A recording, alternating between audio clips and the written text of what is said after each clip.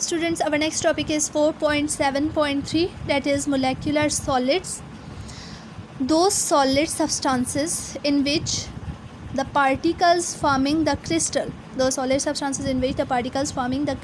are polar or non-polar molecules. It is molecular solid, so particle forming the crystal will be molecules. These molecules can be either polar, that poles can be formed of it, or non-polar, that is the poles cannot be formed of it, or atoms of the substance are called molecular solid. Particles can be molecules or atoms. Those solid substances in which the particles forming the crystals are polar or non-polar molecules or atoms of the substance are called molecular solid. Now, what are types of molecular solid? There are two types of molecular solid. First one is molecular solid containing polar molecules. Molecular solid containing polar molecules and molecular solid containing non-polar molecules. These are the two types of molecular solid. First one is molecular solid containing polar molecules. What are the properties of these solid? They have high melting point and high boiling point. The molecular solid containing polar molecules, they have high melting point and high boiling point. They are less volatile.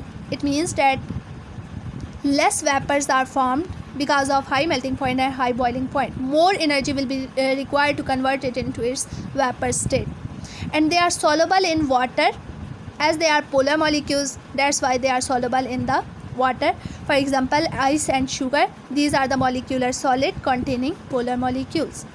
Next are the molecular solid containing non-polar molecules.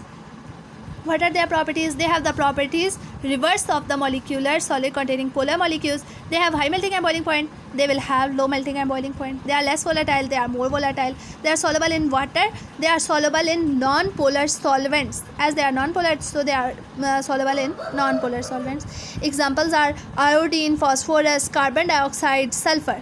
They are the molecular solid containing non-polar molecules in them. Now, the properties of molecular solid. There are different properties of molecular solid. First one is regular arrangement. Exact position of all the atoms because of regular arrangement of atoms in constituent molecules of these solid. X-ray analysis has shown that when we put X-rays on the molecular solid, then what they have shown, the result was obtained because of X-ray analysis. It shows that molecular solid has regular arrangement of atoms.